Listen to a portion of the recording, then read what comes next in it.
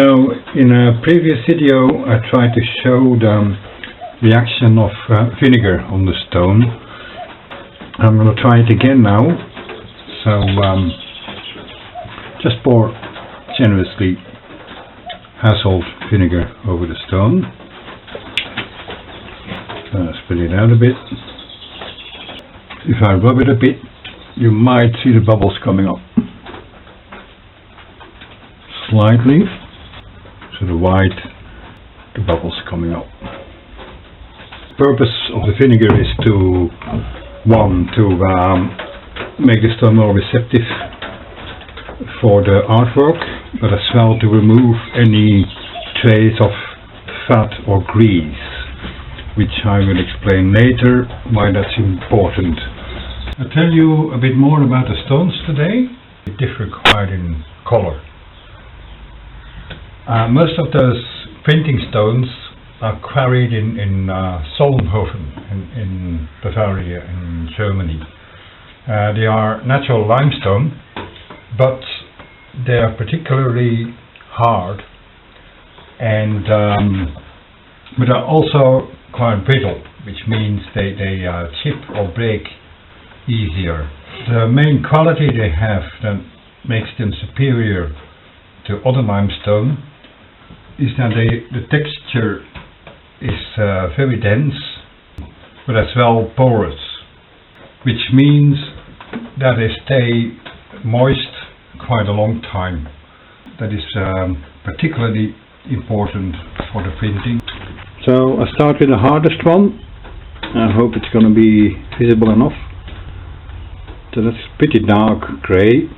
This one is tiny bit lighter. So they get gradually lighter as I go along. So as I said, dark is now the hardest and the best to print on, but the disadvantage is that it's more difficult to see the grey tones. Now, oh yeah, here on this corner you can see that has been knocked against another stone or something and a bit chipped off. There's a bit here as well. The thing is, it's on the edges and that doesn't matter because the edges are not printed. Now, because they're natural stones, there can be defaults in them, kind of small natural appearances of other material. One thing is, for example, and that's mostly in the light stones, I don't know if you can see it, these tiny red dots, and that's iron in the stone.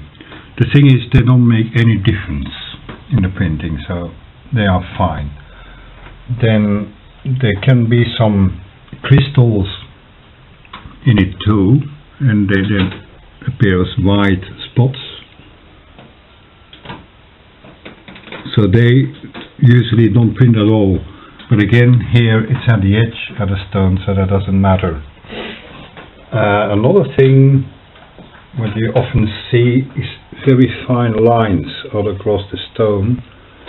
This might be a bit too fine. Oh no, I think you can see it. Here is only one right at the edge. It's more clear. Again, that's on the edge.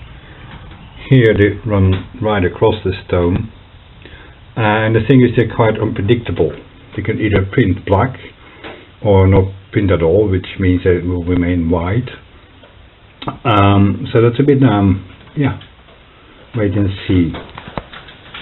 There's something interesting about this one. I'll try to show it from right above. If you can see, it's not a perfectly rectangular shape. It's a bit irregular. That's most likely because it's part of a bigger stone that broke and was kind of roughly shaped again. You can see it on the edges. This edge looks like it's quarried normally. Those old stones. So I'll compare again. That it seems to be an original edge, but the other edges are quite rough. So that's why I'm pretty sure it's part of a bigger broken stone. Now at some point the stones will become too thin and they will break under the pressure of the press. So you can see the difference in thickness. But what they used to do was when they got too thin, they just stuck two stones together, glued them together. This big one, and that has been done to it, and you can see at the corner here that top stone that had been glued on is almost totally gone now. It's a very thin layer that remains, and the corner has been chipped off. I think it's time to tell a bit more about the principle of the printing technique. It's based on a very simple principle, and that is that likes attract and opposites repel. So fat and oils and ink attract, and water and gum attract too, when they repel each other. So when we treat part of the stone with fat, kind of mixed with a black pigment, so we see what we do, and other parts with gum, then the fat will attract the ink and the gum will attract water. So which means that only the artwork will print on the paper eventually. So that's basically what you need to know for now. There's a lot more to say about that now, but I'll do that later.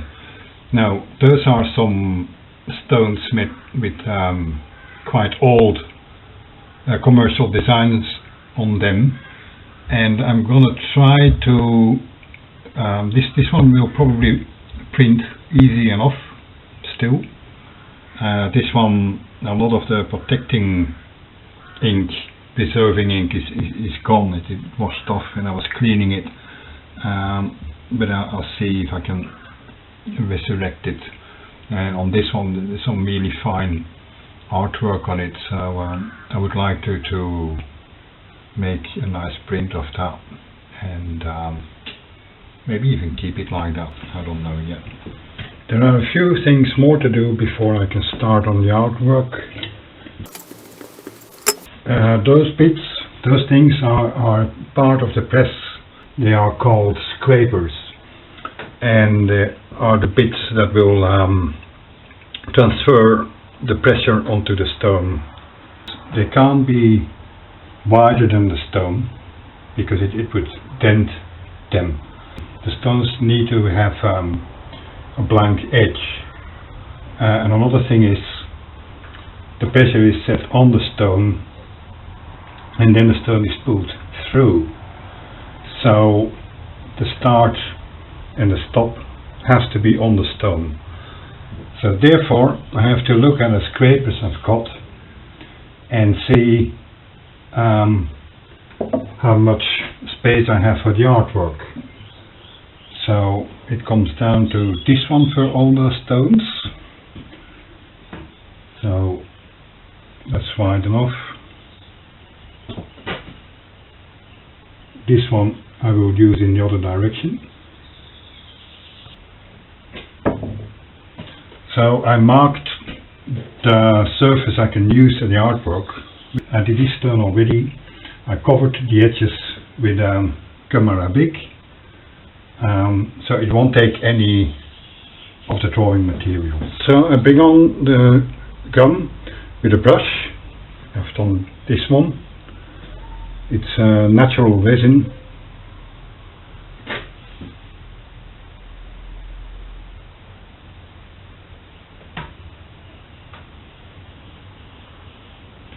Slowly to make a straight line.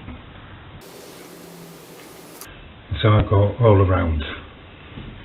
Now those two stones I'm going to do different, because I'm going to use a different drawing technique for them. So those I'm going to completely cover with gum, because I'm gonna scratch away the design in the gum, out of the gum.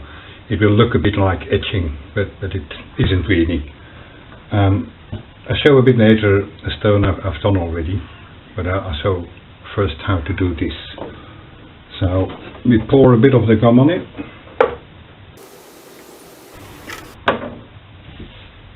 I just spread out the gum carefully in my hand, all over the stone till it's all spread out. Now I want as thin a layer as possible, and more important, as smooth as possible, to make the scratching easier. So I'm gonna rub the excess off now with a cloth. It's kind of a cheesecloth, muslin, or kind of some old-fashioned cotton bandage. I rub it just softly with no pressure while it dries. It's a bit damp weather today, so it takes a bit longer then.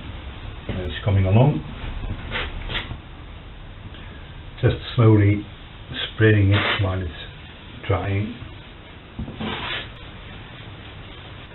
Okay, that will do.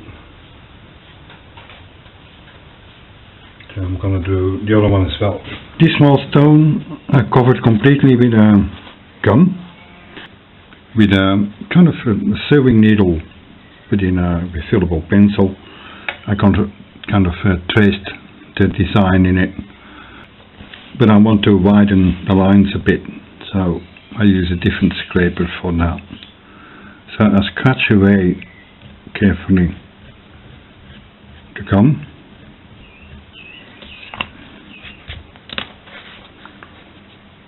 So the stone is exposed where you can see the design. You see it in negative now, because ultimately the lines are going to pin black, and whatever is covered of the stone in gum will remain white. So maybe you can see I made a couple of mistakes here. A line went the wrong way, the overlapping went wrong, but I can fix that. I just put a little bit of Arabic gum over the wrong line, carefully not to cover up the right ones.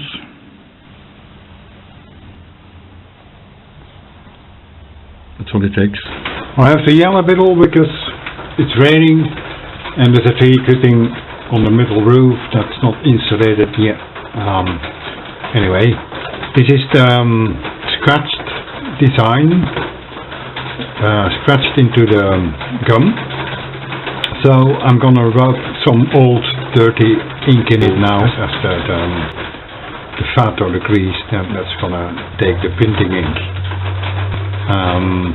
So it looks as it's gonna disappear, but that's not really the case. So just rub it in quite good to the scratches. So the gum will protect the stone from the grease, from the fat, from the ink, apart from where I scratched it away, of course. So that's how this technique works.